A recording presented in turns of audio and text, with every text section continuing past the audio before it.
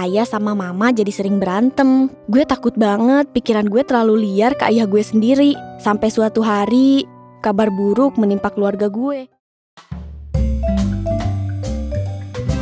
Gue punya cerita.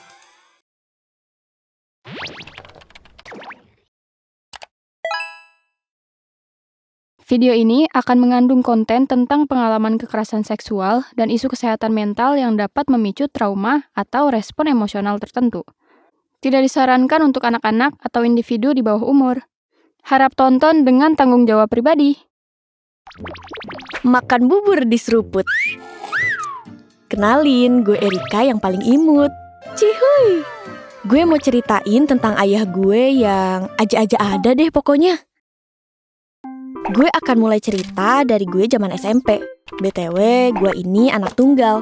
Dan kedua orang tua gue ini kerja sebagai guru PNS. Seperti semua cerita-cerita keluarga lainnya, semua diawali dengan kehidupan di rumah yang baik-baik aja. Pagiku cerahku, matahari bersinar, lelelele. Sampai suatu hari, ayah sama mama jadi sering berantem karena gue ngeliat ayah sering teleponan diem-diem di teras sama seseorang. Udah gitu, kalau teleponan suaranya dikecilin. Dan teleponan di teras tuh kayaknya biar mama gak tahu. Dulu gue pikir, kayak ya udahlah, namanya juga bapak-bapak. Paling lagi teleponan sama temennya buat janjian mancing atau belajar bikin umpan ikan biar Squidward bisa nyangkut.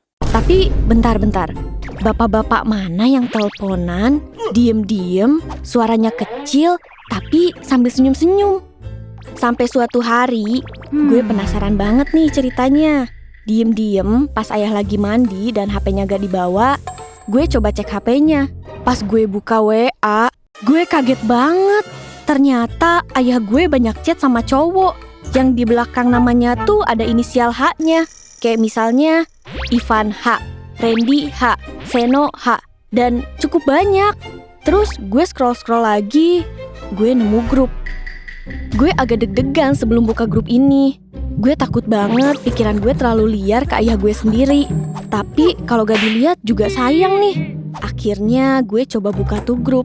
Dan isinya, Allahu Akbar, isinya orang-orang belok semua anjir. Mereka tukar-tukaran 18 plus gitu. Ih, gue geli banget liatnya. Sekaligus kecewa dan gak percaya. Karena ayah yang gue kenal di keluarga tuh religius. Dia setiap malam bangun buat sholat tahajud dan gak pernah skip sholat berjamaah di masjid. Dia juga setiap tahun pasti hatam Quran. Aduh, orgil. Pas tahu itu semua, gue gak berani bilang ke mama karena takut jadi pikiran, dan saat itu mama lagi punya penyakit darah tinggi dan diabetes. Jadi kalau marah suka meledak-ledak. Dan sebenarnya dulu kalau mama lagi marah-marah, dia suka nyebut ayah itu hombreng. Tapi waktu itu gue gak percaya. Terus ada momen waktu itu gue mergokin ayah lagi chatan sama salah satu lelakinya. Dan di sana dia minta pulsa, tapi sama ayah gak dibales. Terus karena gue kesel, akhirnya gue bales aja tuh, tolong jangan ganggu ayah saya, dia udah berkeluarga. Abis itu dibales sama dia, langsung marah-marah. Ngatain ayah gue pembohong gara-gara udah pernah VCS sama dia tapi dia gak bayar. Allahu Akbar, ya Allah, apa pula ini? Waktu itu gue belum paham VCS itu apa. Tapi pas gede sekarang kalau dipikir-pikir ada gila-gilanya juga ayah gue ini, anjir. Gue langsung blokir aja deh tuh biar gak berisik.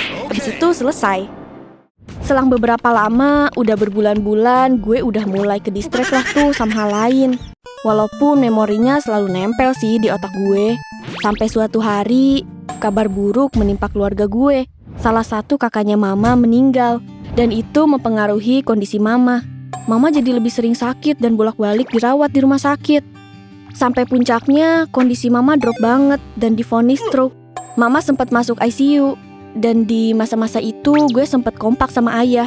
Karena kita cuma punya satu sama lain dan fokus sama kesehatan mama. Kita bolak-balik gantian jagain mama. Kita lakuin semua hal di sana biar kalau ada apa-apa kita selalu available. Mama dirawat hampir 3 bulan. Di sana orang-orang sibuk tahun baruan dengan seru-seruan bareng sama temen-temennya. Gue dan ayah giat berdoa buat kesembuhan mama. Selang 3 bulan, mama boleh pulang dan rawat jalan di rumah. Tapi masih sering check up dan di bawah pengawasan dokter. Mama rawat jalan juga kurang lebih 3 bulan. Di kejadian ini gue udah kelas 2, jadi udah lumayan gede dan bisa banyak bantu kerjaan rumah. Sampai suatu hari, waktu gue lagi di luar sibuk organisasi, ada telepon datang dari rumah. Bibi gue nelpon dan nyuruh gue cepetan pulang. Gue buru-buru pulang dengan perasaan campur aduk. Pikiran gue kemana-mana. Gue takut banget apa yang gue pikirin beneran terjadi. Sampai rumah, udah banyak orang kumpul. Mereka semua ngeliat gue dengan iba. Gue lari ke dalam dan nemuin ayah yang lagi nangis dan mukanya merah semua. Ayah meluk gue. Habis itu ngebawa gue ke suatu ruangan. Dan gue lihat saat itu tubuh mama yang udah ditutup kain putih. Mama udah gak ada. Di situ dunia gue hancur banget. Gue histeris dan gak berhenti nangis. Gue deket banget sama mama. Dari dulu teman cerita gue cuma mama.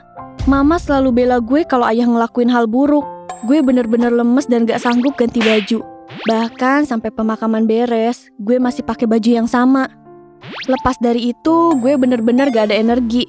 Gue gak nafsu makan, sering nangis, dan jadi banyak bengong. Tiap sahabat gue meluk, gue pasti langsung nangis. Gue bener-bener gak sanggup kehilangan mama. 6 bulan sepeninggalan mama, ayah mulai ngomongin perempuan lain. Dia mulai ngenalin gue sama satu perempuan yang dia bilang itu anak muridnya dulu. Dan dia janda anak 3. Aduh, belum juga kelar gue berduka, ayah udah mau nikah lagi aja. Kelakuan ayah juga makin aneh. Dia mulai ngasih banyak barang-barang ke anaknya cewek ini. Padahal gue aja yang anak kandungnya jarang dibeliin ini itu. Malah uang jajan gue yang dipotong jadi 200 ribuan buat 3 minggu. Padahal gue masih harus ngeluarin ongkos sendiri buat di jalan. Belum buat siang. Hari gini uang 200 ribu kayak gak ada harga dirinya. Sampai ada satu momen di mana gue ribut besar sama ayah. Waktu itu ayah mau bawa masuk anak itu ke rumah buat nginep di kamar mama. Gue gak suka karena buat gue kamar mama itu tempat yang sakral. Dan anak itu siapa mau masuk ke kamar mama gue? Gak cuma satu momen aja yang bikin gue kesel. Ayah juga sampai bela-belain hujan-hujanan cuman buat nganterin anak itu ke puskesmas karena dia sakit. Sementara pas gue sakit aja dia gak ada panik-paniknya. Cuma dibeliin obat warung dan disuruh jangan lebay. Dan BTW anaknya tuh laki-laki. Kalau gue inget lagi, ayah punya riwayat pernah join grup belok. Gue takut tuh anak diapa-apain. Ayah gue juga sempat bilang mau angkat anak itu jadi anaknya. Pokoknya banyak deh momen-momen bikin keselnya. Dan sejak saat itu gue jadi berjarak sama ayah. Sampai akhirnya gue tahu dari bibi gue kalau ayah gue udah gak deket lagi sama tuh anak. Pelan-pelan juga ayah mulai memperbaiki hubungan dia sama gue. Ayah jadi lebih perhatian, penuhin kebutuhan gue, uang jajan lancar, dan lain-lain. Walaupun awalnya gue agak sas juga sih, tapi lama-lama gue lihat kayaknya emang ayah mau berubah. Ayah juga sekarang kalau pulang ngajar suka narik gokar juga buat nambah-nambah biaya hidup. Karena utang dia banyak, dan alhamdulillah ada hasilnya. Karena segala hal yang gue butuh dia penuhi. Isi kulkas juga udah gak kosong sekarang. Ya semoga aja ayah selalu konsisten kayak gini ya teman-teman. Doain gue dan keluarga selalu sehat dan selalu baik aja hubungan gue sama ayah. Makasih buat kalian yang udah mau dengerin cerita gue. Semoga dari cerita ini ada yang bisa kalian ambil hikmahnya. Dan banyak-banyak bersyukur ya buat kalian yang keluarganya cemara. Terus kalau kalian menghadapi kesulitan jangan lupa buat ngobrol sama orang. Jangan dipendam sendiri ya. Segitu aja cerita dari gue. Semoga kalian bahagia selalu. Amin. Sampai bertemu di video GPC lainnya. Bye-bye.